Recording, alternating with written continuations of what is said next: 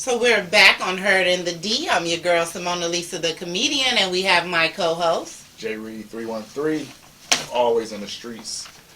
Uh, it's election season, so we're going to be talking about it, and it's going to be probably the biggest topic because it shapes the country for at least the next 4 years, and sometimes with the decisions that are made by the president, it could shape the next generation. So when Kamala Harris entered the race, it was so late. I was one of the few people. I was one of the few people. non-believers. I was a non-believer. I felt like it was too late. Maybe America wasn't ready for this. Maybe America didn't think she was ready because I mean, let's be honest, she had one of the quietest vice presidencies we ever had. She really didn't make waves or ruffle anything, which is probably what the vice president should do. Play your role. I'm just barely learning how to pronounce her name, so we haven't had to say it much at all. Right. So she played her role, played her position. That's what people say you're supposed to do or whatever. Waited her turn, and now it's her turn, and they passed her the baton or the ball or whatever you want to call it, and she running with it. And to the point where she just got Trump scared. He's backpedaling, he's reneging on promises to debate her. He really basically. You said it. He wasn't going to debate her. Right. You did get that right. Yeah. Basically, he don't want that smoke. And when you think about it, her background as a lawyer and as a district attorney, words are some of her strengths. So if you get her and Donald Trump on a podium, she's gonna attack every single thing he say. I don't think she'll get emotional like some of the other people have with him. I don't think she'll let him off the hook at all. She's gonna come with straight facts. She's gonna go right to the jugular, and it's like him with those bully tactics. It won't work with her because a man bullying a woman, that looks bad anyway. And then the fact that she'll be able to rebuttal everything he says with facts, not opinions or whatever. I feel like it's kryptonite. This is like that's the biggest reason why he probably don't want to do it because, like you said, a man bullying a woman don't look good, right. And a lot of the insults and the things that he likes to say to intimidate his opponent, he won't be able to do that with her and still gain favor from the public. Right. So when you think about it, this is probably his biggest nightmare. This is the worst. I'm pretty sure when he first heard it, that because he even called for Biden. Oh, Biden should drop out. Biden should drop out. I thought he was like, oh, this is about to be a layup. This is about to be easy work or whatever. He was like, I can beat her with my hands tied behind my back. And this is probably the worst case scenario for him when we really think about it because now, America's really looking at him and they're looking at her and they're looking like, who do we want really leading this country now? Who do we want us to take this next step forward? I mean, if we got into something just as simple as age, I mean, this guy 78 years old, about to be 79 years old or whatever. So we're going to have an 82, 83-year-old president. This guy shown us many times he's not the sharpest tool out there in the toolbox or whatever. Extra over emotional, and we don't. I mean, at this time in America, in the world, the way politics are, you don't want somebody who's making decisions for the country to make them based off emotions and not, be a stately person or whatever. Say whatever you wanted about all the other presidents before. Some of them I liked, some of them didn't like.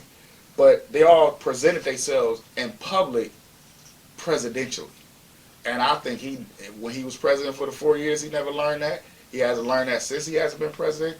And I'm like, the older you get or whatever, let's just be honest. We all know, we see it with Bill Cosby and a lot of older people.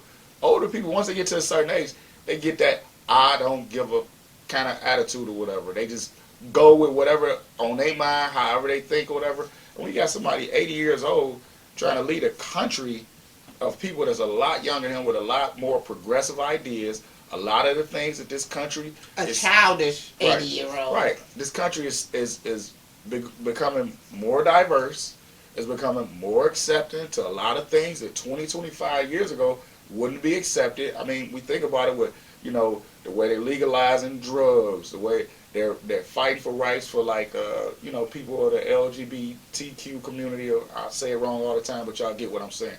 So when you think about somebody like him who grew up in the era with stuff like that, and even minorities were pushed to the back. They weren't accepted. They weren't, anything on the forefront. And now all those issues and all those things are right in his face or whatever. So the world is changing, and he got, like you said, a childish mentality with the old school mindset attached to it. So I don't know. I was complex about whether they or how she will run her race. But I see now that they're kind of on the same level with her having Megan Thee Stallion and him with his array of R&B artists and different Right. stars. Different rappers. It's coming like out. they literally running the same race. And she's running hers better, of course. Yes. But his big up was that, oh, I like black people. See, look, they here with me. Or see, look, I'm in the area. Hers is the same thing. I like black people. See, look, I'm one of them. So it's like, where your edge at now? So in every way Trump probably could have thought of, you're right, this is a nightmare for him. Yeah, and when you think about it, like one of the things, as vice president from the last election when he was president was Pence, and Pence not even voting for him. So when you think about it or whatever, like, I literally was president, and my vice president, the guy who I trusted to be my second in command, who if something happened to me would be the president, he doesn't even support me at this point. We got a video on that. I want the American people to know that I had no right to overturn the election. And that on that day, President Trump asked me to put him over the Constitution, that I chose the Constitution, and I always will. Anyone who puts themselves over the Constitution should never be President of the United States. And anyone who asks someone else to put themselves over the Constitution should never be President of the United States again. But what the President maintained that day, and frankly has said over and over again over the last 2.5 years, is completely false. I dismissed it out of hand, but sadly the president was surrounded by a group of crackpot lawyers that kept telling him what his itching ears wanted to hear. So he doesn't even support me at this juncture. And when you think about it, you like, if the people that, you hold closest to you and they turn against you or whatever, it's a reason for it. And it's a sign for all of us. Right.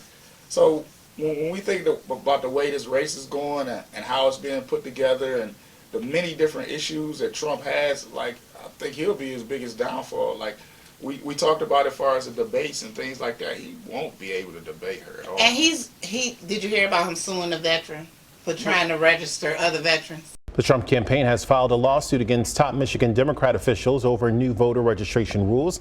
The lawsuit claims Governor Gretchen Whitmer and Secretary of State Jocelyn Benson improperly allowed the Michigan Department of Veterans Affairs and Small Business Administration to register voters. The campaign says it was improper because the Michigan legislature did not approve the changes. Trump's campaign is asking a court to order the state's executive branch to get approval from lawmakers before adding voter registration agencies. In response to the lawsuit, Secretary of State Jocelyn Benson's office provided ABC 12 with a statement saying, quote, "It is unfortunate that this divisive partisan lawsuit was filed today. Making it easier for veterans and small business owners in Michigan to register to vote should not be controversial. We will review this and any other litigation that comes our way, but remain committed to ensuring that every Michigan voter has the tools and resources they need to participate in every election." So, how? Just how? How? Does he even know the law? I think at this point, like you said, he might be just grasping at straws. When you think about it, like, Americans as a whole or whatever, super patriotic country. So when we think about veterans, we think about people who sacrificed, who gave up the ultimate for their country or whatever. Like, nobody's more patriotic, and I don't think that any group is more American than somebody who will just take their time to go fight for the country or whatever, to protect the country. So if I'm president, these are the people I would want to have on my side. These are the people that I would be fighting for them to vote. Like, yeah, he identifies more with people more like him. So true. If that person was in jail registering them, he might not have had a problem because they're his fellow convicts. Right, yeah. If it was white collar criminals, then yeah, he'd probably be like, those are our people. Like, sure, like let's get all the white collar criminals to vote, but veterans, those are off limits for him, which makes no sense in the world. It's like, it's part of being presidential. It's part of leading the nation, which I don't think the 4 years he was president he ever learned about it or really thought about it or really thought that the idea of being a president of the United States is bigger than one person. It's a huge responsibility. It's not about what you can do for yourself. It's what you can do for this country. And I don't think he's ever thought about it. I think he got in office, first thing he wanted to do was try to change tax laws and make things easier for rich people. That's why you see, like you said, we have so many rappers. A lot of people don't realize these rappers who are coming out and they're saying all these negative things about Kamala Harris, and they're saying all these positive things about Trump, it's because they're the top 1%. So they want all of the tax breaks. They come from a different perspective and a different lifestyle than the average American. So when they say, oh, well, you know, Trump gonna save me millions of dollars, Trump gonna do that. Yeah, he probably will. No, let's just be honest. A lot of the stuff that Trump's saying is not going to happen. Just like he said he was the only one who can get them hostages out of Russia, but they out. Right. A lot of what Trump is saying is not true, and it's all unfolded. A lot of his support is backing out. Right. A lot of his bluffs and his lies and his being boastful. I'm the only one who can get those people back from Russia. That was a lie. You were not the only one who can get those hostages. They have been released. In fact, we have a video clip of that as well.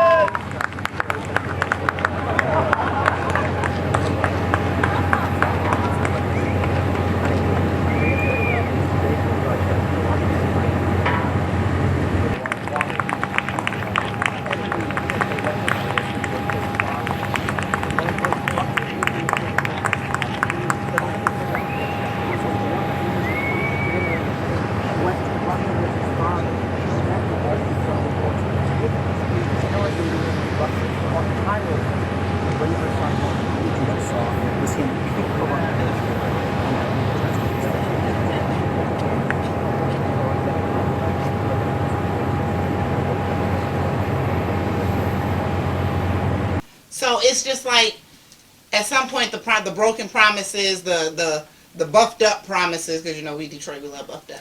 But them buffed up promises you got going on, I mean, all of it is just a pony show, a circus.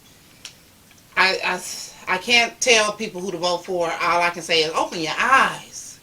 Just open them. You have a child here, like the way he's running his life, period. Come on now.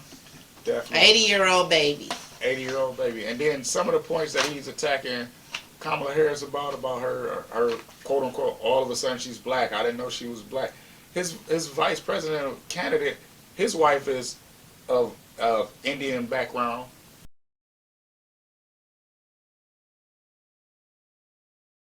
Which is the same as... He don't do his research. Right. I mean, that's clear. He does not do his research. Right. It's clear that he has people making decisions for him. He's not even really... I mean, think about it. This is a guy that's on your ticket. This is your vice presidential candidate, and you don't even know that you saying something like that is actually offensive to her, to your vice president, and their kids. They have kids of color or whatever, and when you somebody, a minority or somebody of color in the United States of America, you always think about how other people, which we're talking about mostly Caucasian white people who are the majority here, how they treat you and how you deal with you. And you're sitting there saying, oh, well, I didn't know she was, I thought she was this and that. Well, you know, it's America. We're the melting pot. Everybody's something. Nobody's 100% pure, whatever anybody thinks they are. Everybody is something. So that shouldn't even be on the table at this point.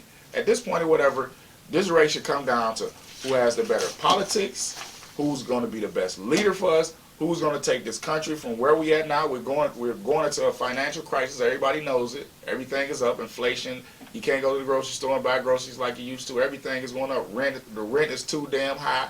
All of that stuff. So we need to, as a country, as people, to vote for who's going to take us and lead us into the next generation to be a better country. Because it's at the point in time, you have to tell the president to be inclusive. When you are the president of the United States and you're not being inclusive and diverse, it's a problem. It is a huge problem. Yeah. You're the president of the United. That means all of us together. Right. Even his first rant with his first term, when he was talking about the wall and getting the wall, this has to stop. Like, it has to stop. Right. It's crazy because people say so much about the walls, about Mexicans and immigrants coming over here, people from overseas. He still don't like them. That's something that he's not even bending on. They Right. taking black jobs. Right, they're taking black jobs, but you got to think about it. This country is a country of immigrants. Native Americans were originally here. I don't know how you just take somebody's country and all of a sudden you just claim it as yours.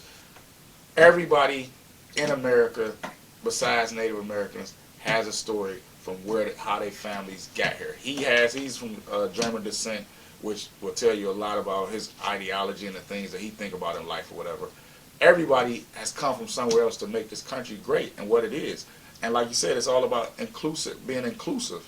And if you're thinking that, you can just say this country is going to be just for middle-aged white men or whatever, that era is over.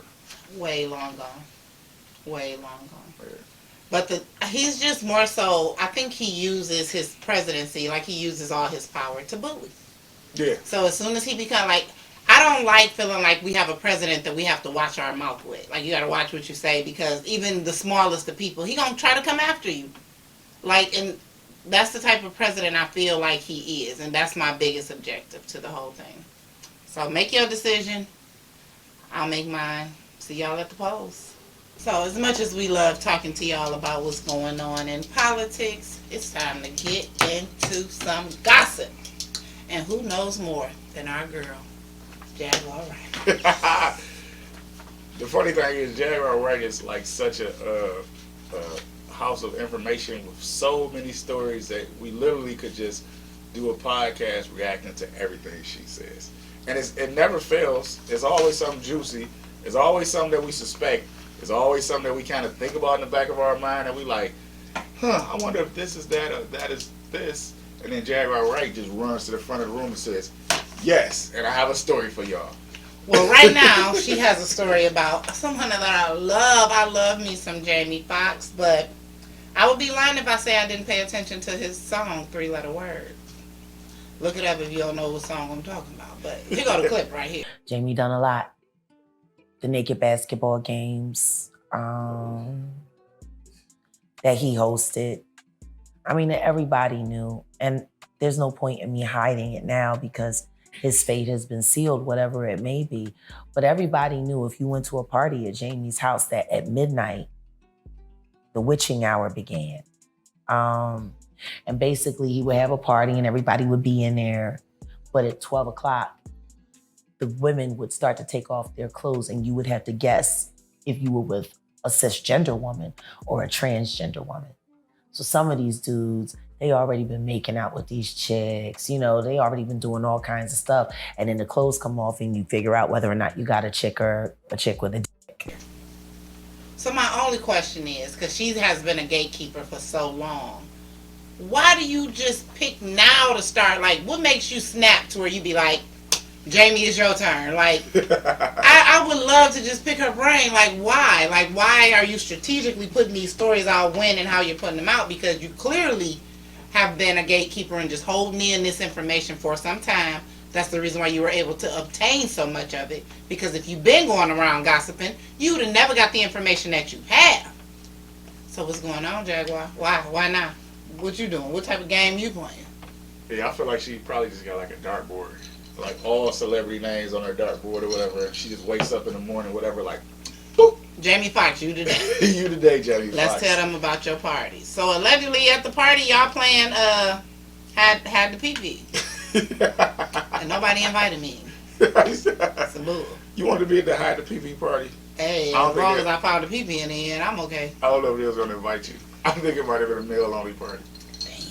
Damn. I be studying sometimes. The funny thing is, there's been so many stories about Jamie Foxx and like naked basketball, and I guess they would do weird. Another non-invite Jamie. Right. All right. Like, Been your fan my whole life. exactly. My whole life, Jimmy. Sooner or later, he gonna realize who he should be inviting to these parties. But I guess I it's. stepped into the bad side when I saw Dream Girls. Jimmy. No. I guess some of these parties are set up where guys are dressed as girls or women and they're made to look attractive, which we've seen these transformations on social media where you'll take a person and you put up so much makeup and Can't hair. even recognize them when and it's over. you don't even know who it is. So I guess that was the thing with a party. You don't know it was a man, it was a woman, and I guess at a certain time of the night, it's the big reveal. You kind of pair yourself off, and then you got what you got. You found it. You either got tuna. Or You're it. You got tuna and hot dogs or whatever. I guess something. I guess. Or Or I get a hot dog. right. They like to say in jail, a hole is a hole. I guess. So you go. It's a hole. You go right. Or from Chappelle, a mouth is a mouth. I guess you just go with what you got and you do what you want to do. And Jamie Foxx, I feel like him and his friends, and it's been so many stories about him and the parties and the stuff that he liked to do, that he want to do, that like it's not surprising, but it's amazing, but not really, because I It's guess kind of like you mentioned earlier, where you said you read something that said that men, once you've reached a certain level, right. where you can just have any woman you want, now you want a challenge. And the challenge is sometimes getting these straight men to turn gay. So, I mean, we're going to call it, for lack of a better word, the Diddy effect. You get the Diddy effect and you start diddling. Right. And once you start diddling, you be like, I wonder what I got to do to make this happen or that happen. It's like it's a challenge. You want a challenge. You don't want... I mean, to me, I would probably go after somebody that's not my type first. Like, Right. have you had every woman of every nationality? Like, do you? Yeah, but I feel like Do you? yeah, it's a big part of it, like, because as a man, when you can find a woman or whatever, and you meet so many women, and you become these guys or whatever, and it's like they don't even have to work anymore. Women just throwing themselves at them. Look at it. We see the Chris Brown thing or whatever. Like, it's amazing. Yeah, because Chris Brown can get it. Right. It's Just about anybody, amazing that including Chris me. Brown is going around the country Me too. charging everybody You can get it from a for lot of ticket people. prices and $1,000 just to take a picture with him, which seems crazy, whatever. But that's the level of star power that Chris Brown has. And you know, we talking about people like Jamie Foxx, Diddy, and all this other stuff. They've had every type of woman. I saw an article or a quote from 50 Cent. He was like, when he was in this initial run, he was like, he's seen every type of vagina ever in those first 2 years, because that's what you're looking for. I mean, you sitting there, you checking it off. Mexican, Russian, Puerto Rican, Dominican, twin sisters, stepmamas, mamas, grandmamas. You just checking off your list. And then after a while, you get to the point, it's like, I've seen this, I've done this. Like, what can I do now? Oh, well, look at the thug over there. Oh, I can start diddling. yeah, he's so gangster. He's so tough or whatever. Bet you won't be gangster and tough if I make him do this and that, or if I influence him to do this and that. And we've seen, like, look at Diddy. Diddy It's a challenge. had so much power, right? It's a challenge. Diddy had so much power that he was like, he had got to the point where he just wanted to see people with his girl and all kind of crazy people. And I feel like Jamie Foxx is probably the same way. You think about it, you in the music industry. Jamie Foxx had it twofold. He's a musician, so he's around rappers and singers. He's an actor and a comedian, so he's around actors and comedians. And when you merge all that together, it's like Jamie Foxx looking like, I wonder what he'd do. I wonder what I can get him to do. And then But you know this Jaguar, right? So we can't go full speed on this. you got to take it with a grain of salt. Yeah. But still waiting for that first. But you know, lawsuit. normally when she talks, the words come out. Oh, she being sued by Beyonce and Jay-Z. Well, that might be the one, but I mean, she's told what 80 million, 100,000 stories, and normally people they come after you, and maybe Jay-Z and Beyonce, maybe she just embellished a story too much, because I think a lot of the stuff that she said about Jay-Z and Beyonce is pretty accurate and pretty true. Like, I mean, when we look at the age gap and the difference in age, and when he first met Beyonce, everybody always try to make it seem like, oh, well, she was an adult, she was grown. Maybe, maybe not. We got to remember that Jay-Z is also a guy who was dating Aaliyah, who was also dating Dame Dash, which is his business partner. And you know, Aaliyah died pretty young, so some of them pictures, when you look, you like, Aaliyah looks like a kid in this picture next to these grown men that's trying to date her. So it's not too far outside. And R. Kelly married her. Right, it's not too far outside the realm of possibility that Jay-Z or Beyonce might have been doing something, or might have been interacting probably before she might have been of maybe proper age or proper, you know, a lot of, like they say in Hollywood, a lot of these guys, they groom women or they groom men. We see it all the time. I mean, a lot of, when we look back at some of these guys, some of these quote unquote, I guess you would call them gatekeepers or people they got keys to the castle to make you a star.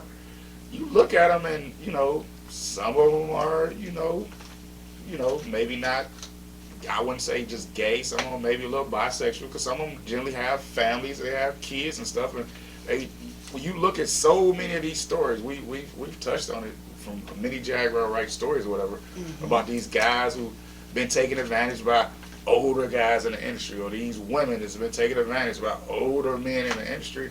It's not gonna stop. So I can definitely see Jamie Foxx having a naked basketball tournament and say, you know, or these eyes wide shut type parties that get a little crazy, get a little wild. Yeah, it can happen. I can definitely understand that happening.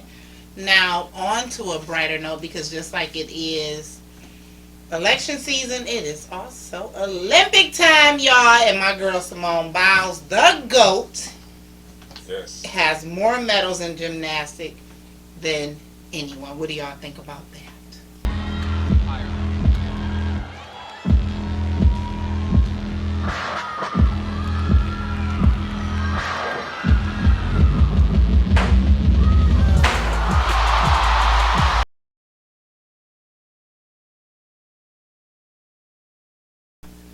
Yeah, the crazy thing is, if I'm correct, I think she kind of semi-retired or retired, then kind of came back to compete in this Olympics, and she was already one of the most decorated gymnasts of all time.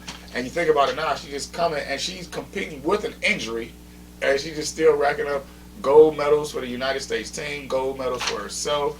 It's like, and you look at her, like, she's only 27, but when we think about it in gymnastics, 27 is like 107, because they normally retire very, very early.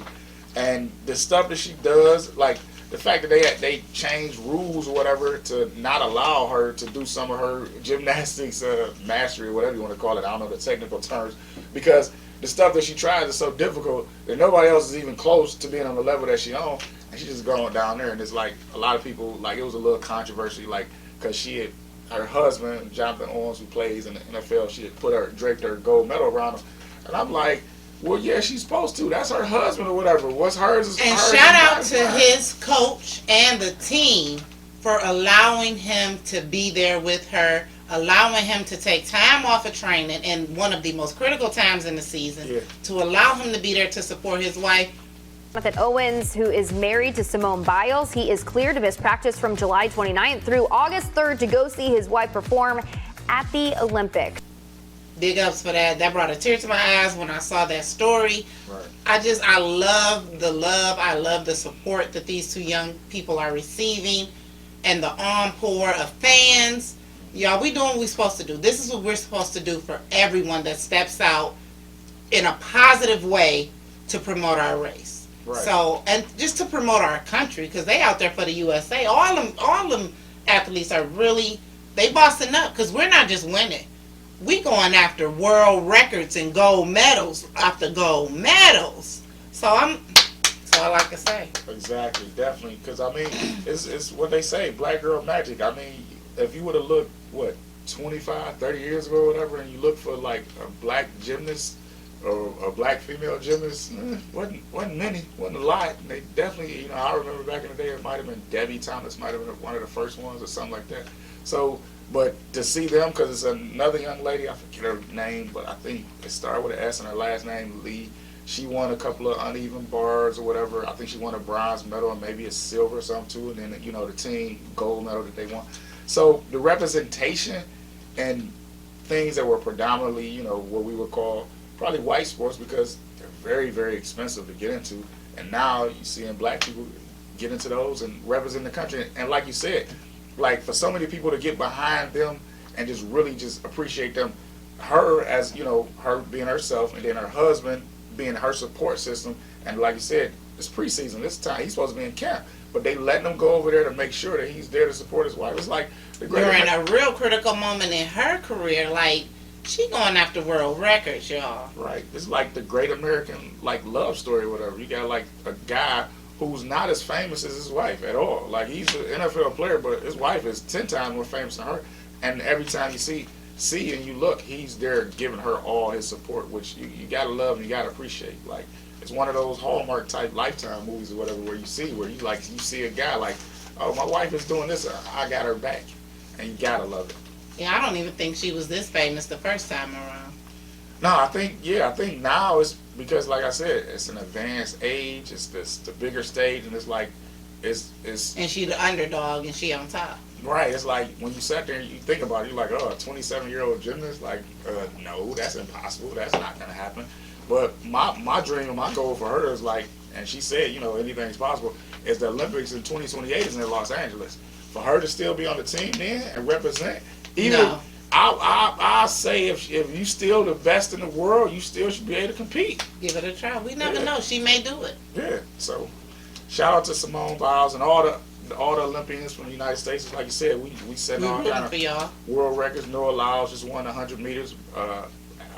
Nobody from the United States has won since I think like 2024 because of that whole Usain Bolt Jamaica thing. He was dominating. But no, we got that back, and they got the United States basketball team, the women's basketball team.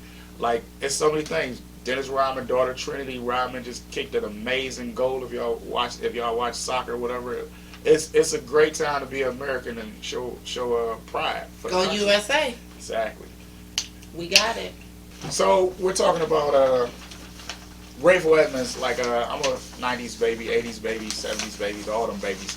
So basically, if a lot of people don't understand the story, Rayful Edmonds was basically Big Meech before Big Meech was around. He was like the biggest drug dealer in America. He was on, I think, 60 Minutes, and that's how long ago it was. Like 60 Minutes was the big thing or whatever to be on at And that it time. ain't been a big thing in a minute. Right. So they did an expose on him. Big news today. Startling news for some. The notorious one-time cocaine kingpin of D.C., Rayful Edmonds, has been released from a federal prison. Edmonds served more than 3 decades of a life sentence, his crimes helping to inspire our City Under Siege coverage in the 1980s. But Edmonds has also worked as a government informant, leading in part to his early release. So powerful and so popular in the D.C. area that he was legitimately sleeping with like NBA players' wives and girlfriends because he had more money than them. That's the influence that he had. He was supplying the country. Like, Rayful Edmonds' story is so big that sometimes when people talk about it, they don't really give him his proper just due. Rayful Edmonds was spending so much money that at that time in D.C., he would go into like stores in the mall and they would just shut the store down and just let Rayful Edmonds in his friend's shops. Yeah, Did he have a movie? basically, I'll tell you, like, he didn't really necessarily have a movie, but if you ever watched the Paid in Full movie, Paid in Full when Alpo went to D.C., the reason he went to D.C. was because Rayful Edmonds had just went to jail, and he knew it was a gigantic drug market opening up because the biggest drug dealer in America had just went to jail. And I'll tell you the story when he got jammed up or arrested by the cops. They did the same thing they did with Big Meech, whatever. They decided to attack him and his family.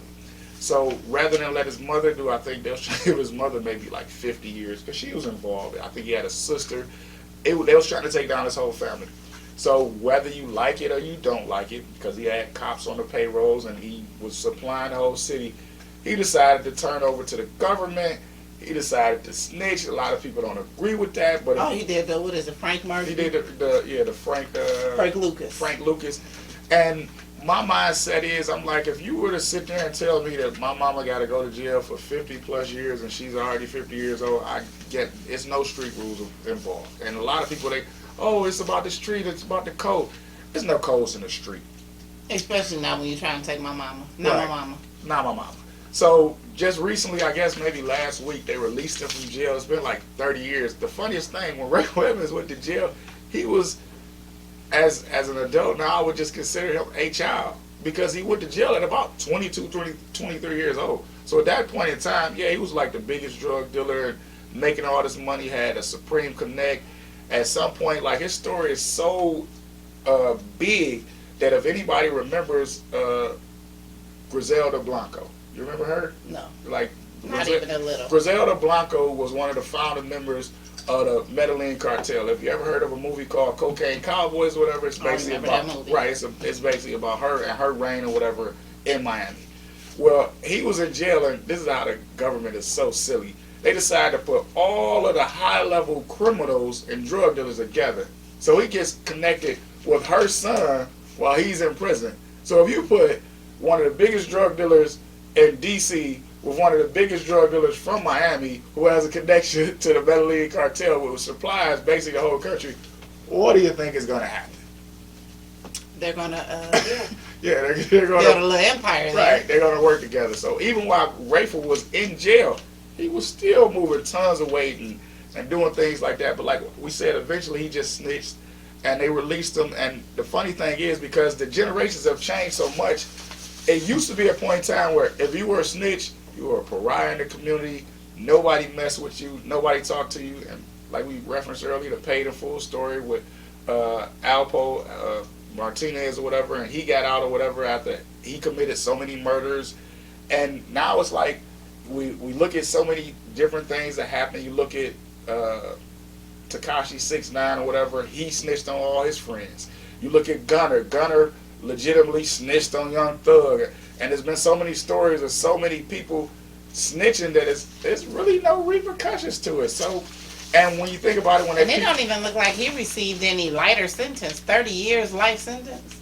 it was a life sentence, and he cooperated so much that they reduced it to 30 years. And when you think about it, I thought life was 25 years. No, they gave him natural life. Like, you're not getting out ever. Yeah. So when you think about it as a 22-year-old man, and you know, as the process of the trial and all that other stuff, you're 25, 26, 27, and give me a date, okay, I can get out when I'm 50, 52, I still, maybe 50, 58, 59, I still got a little life left. I saw him in the airport or wherever he was at. He looks good. I mean, you know, they say people that go to prison for that time or whatever, they don't really age because... Yeah, they be on preserve. Right. They be So- in storage, being kept safe. And I think about it too, and this is Safe not as to you can say... be. Right, and this is not to say what he did was fine. Snitching, selling drugs, the destruction he did in the community. I grew up in the crack era, so I know how bad it really was. But as we move forward as a nation, a lot of things that were illegal are now legal. So I was just thinking that too, like he probably should have been out. Like it's, Right. well, And when we think about like some of the drugs that they got out now, fentanyl and all the prescription pills and stuff that we got doctors prescribing to people, and when we look at the sentences they get compared to like what they were handing out back then or whatever with the cocaine, crack, everybody know back then when you dealt crack, you got more time than powder cocaine. And we knew at that time most people that were selling crack were African Americans. Most people that were selling cocaine or dealing with cocaine were not African American. We ain't gonna say who they was, but we know who they was. yes. So I feel like, yeah, maybe it's time for us to overlook the justice system and think about like some of these quote unquote life sentences that we're giving people compared to like you said, like normally life is like 30 years or whatever. But when you think about it, like you can literally kill somebody, plea it down, you might be out in 7, 8 years.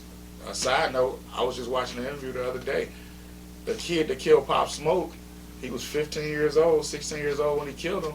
He did 4 years in a juvenile detention, and he's free and he's doing interviews. And if you ask me, the difference between somebody selling drugs that they're going to get anyway. Nobody's forcing you to take drugs. They're selling drugs to people that want to buy drugs. To you kill somebody and took their life, took them away from their family, took them away forever, and you're getting 4 years or 10 years for manslaughter, or 9 years or 7 years, and I just sold some stuff that people wanted to buy that is not manufactured here. Nobody's over here making coke. How's it getting across the border? Like, we're not bringing it across the border. Black people just recently started getting boats. we haven't been able to. You know, they just recently started. We just started recently getting boats. We haven't been able. We what in 19? We've been swimming though. Right, in 1992 or 82, we wasn't trafficking like that. No, we So didn't have the means. we weren't. I get what you're saying. We weren't part of that process to get it here, but we were part of the We process. were just the footmen. Exactly. We were the street soldiers, but we were the ones that was getting the most time. So some of that stuff need to be looked over, and they're looking it over as far as weed, which I think was long overdue. And, you know, Rayful Edmonds is probably, it's a hood story, that, you know, speaks to me because I grew up in that area and I remember hearing the name and I saw so many documentaries about the guy. Yeah, I'm glad you took that one over right there. Yeah. But as they need to lighten up on some things, I think some things they need to tighten down on. And to me, that's these fake stories. So, we have another, remember we told y'all about the fake viral story about the man who allegedly shot up the prom because a cop's daughter went there and that cop, I won't go in depth because I don't want to relive the fake story. But now we have some more fake news going up. If anybody has recognized this picture of the elderly 70-year-old Pauline Brown, who shot and killed a 19-year-old male, allegedly, for speeding up and taking a parking spot away from her at Bloomfield Hills Target. There is no Target in Bloomfield Hills. That was the first. Right, That was the first one. But there is one in the township where Miss Brown's picture was AI generated.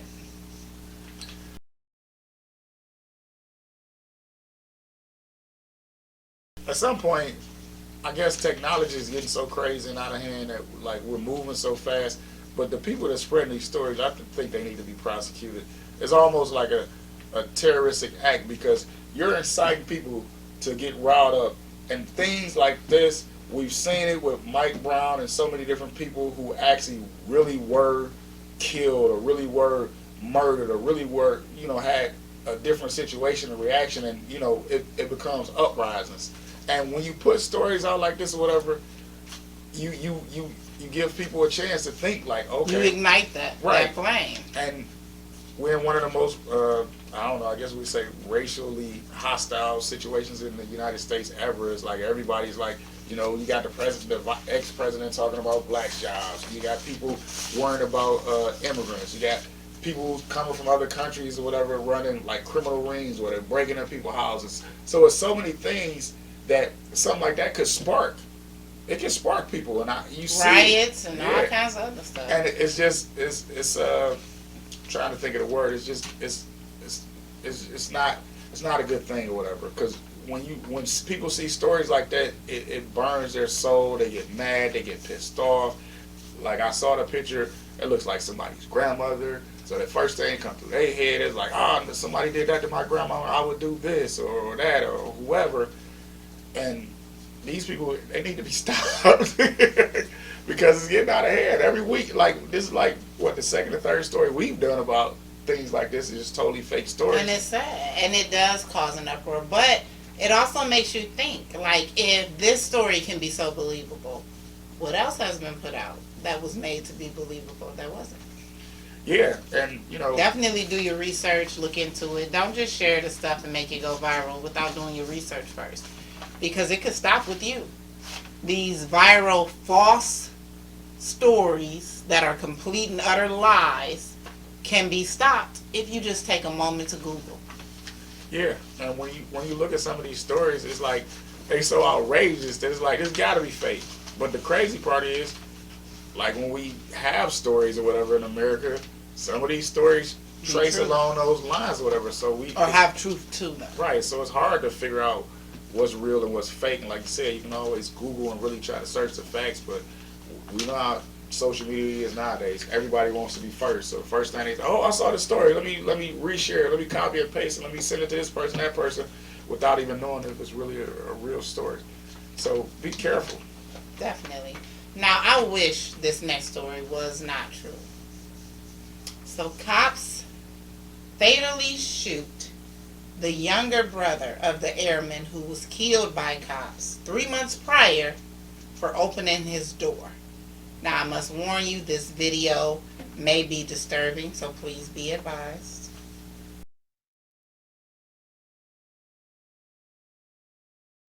Are they fighting or something? He's saying that it happens frequently. Okay. But this time it sounded like it was getting out of hand.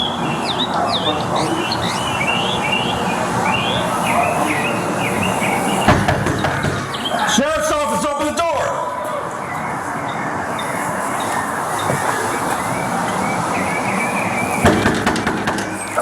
Sheriff's office, open the door! Step out.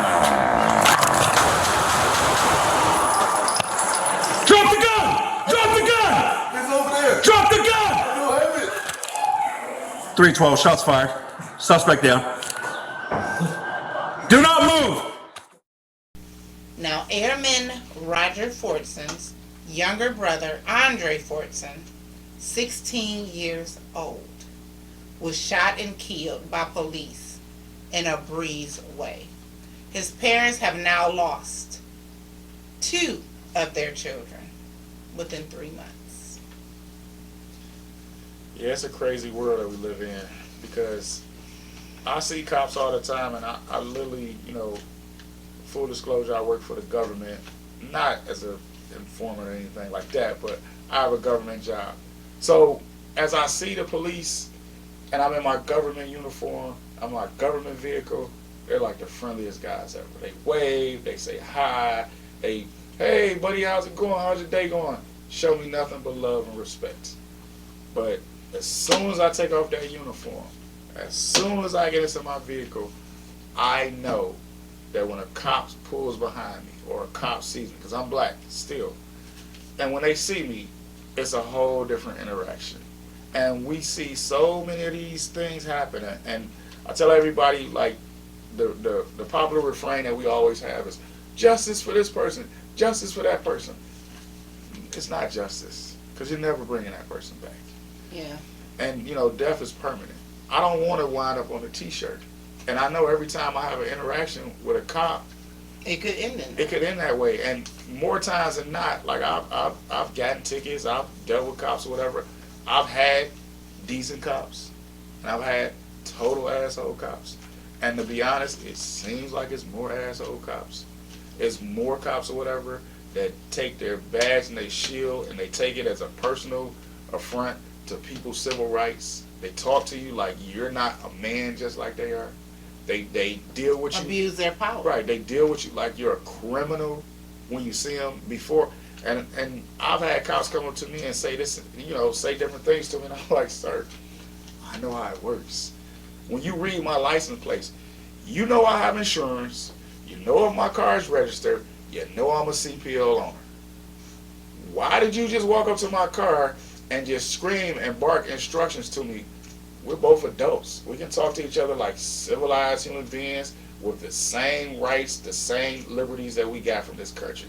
But they don't. And we get situations like this, and when you go to a parent's house at 2, 3 o'clock in the morning, and you tell them something happened to their child because of an overzealous cop. And you can't say sorry, and this right. That's it. It's no justice for his family. Like, so what if they sue and they get money?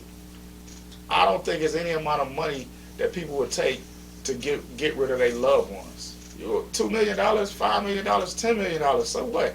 Give me my brother back. Give me my sister back. Give me my kids back. Right. And people, they constantly overrun the rights of Americans. Like the cops, like when I think about cops all the time, I'm like, first of all, like they need to be trained better. We've been saying this for the last 20, 25, 30 years. Cops need to be trained better. You're not telling me that you can push somebody out on the street with a badge and a gun, with the ability to shoot and kill many people anytime they want to or whatever, and you don't train them in a year or less?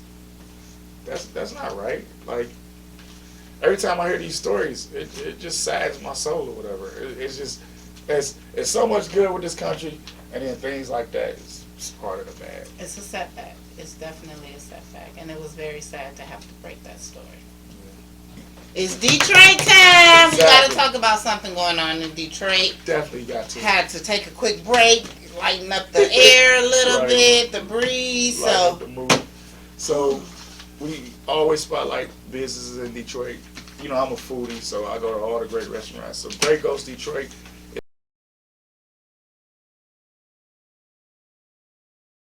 If you haven't been there, get there. Grey, that's Grey Ghost, Yeah. GHOST Detroit. Yeah, if you haven't been there, beat me there. It's like a perfect place if you want to go on like a nice little date. It's like a great atmosphere. Get you in the mood. 47 Exactly. Watson Street. Exactly. It's Near Eastern Market. great food. It's great, like the Modern hip atmosphere. spot.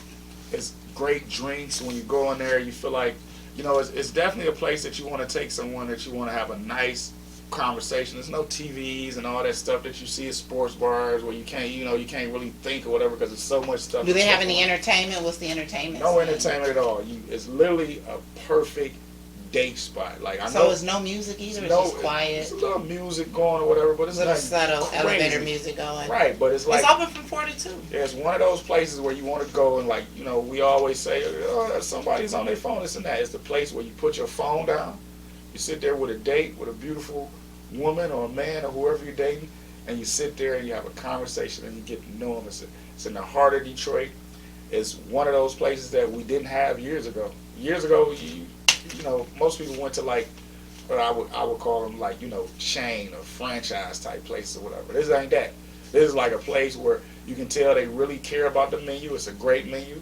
The drinks are really, really strong, and it's just nice and chill. And it's a bunch of bars right around in that area, so you can go there, get good food and drinks, and then you can walk around the little area and you can have fun. This is what Detroit needs. It's like this is how you build downtowns. This is how you build neighborhoods. This is how you build a city. You have many options for many people to do many things. And if you've never been there, find somebody you like, somebody you want to talk to, because you can't go. It's not one of those places where you're going to go and you're like, oh, I'm with my date, but I'm going to watch the football or basketball game. This ain't that. You have to actually be ready to engage in adult activities. Exactly. Like conversation. Conversation, right. Which is crazy in this day and generation. It's so dark. It's not one of those places where you're going to just be whipping out your phone and just taking pictures of your food. It's none of that. It's like, it's me, it's you. Read the room, okay? Exactly. Read the room. We're going to have Follow fun. suit. Exactly. We're going to have fun. We're going to enjoy the food. The menu is great. And it's not overpriced either. It's good food for You good had me prices. at not overpriced. It's You not had overpriced. me at not overpriced. It's good food, good conversation, good times. And I love places like this in Detroit, and we'll be talking about more of them because I know so many like hidden places like this. People, when I tell them about Great Ghost, they're like, why would I want to go there? Go there, you're gonna be like, oh, well, I really Why haven't I been going here? Right. I'm like, oh, I really got to know my partner. I didn't like him. Or you did. At all. I'm still single. Back on Black People Meet. Exactly. Like, sheesh. Well, it's been fun chatting it up with y'all. This has been a wonderful episode of Heard in the D. I do want to shout out Spanky Hayes from California. This is some of his merch. He calls himself Faux Pop. Faux Pop. He calls himself what? It's like Tupac times 2. Our Faux Pop. It's hilarious. I like Spanky Hayes. Spanky Hayes is on Wild 'N Out with Nick Cannon. Yep, I saw him the other day, not too long ago. Cool guy. From Detroit, so we always want to support in Detroiters. California now. Exactly. But he home for a little while, so make sure you book him if you got any shows available. He told me to tell y'all that. Definitely. But it's another great episode. It's J Reed 313. Simona Lisa, the comedian. And this has been Heard in the D.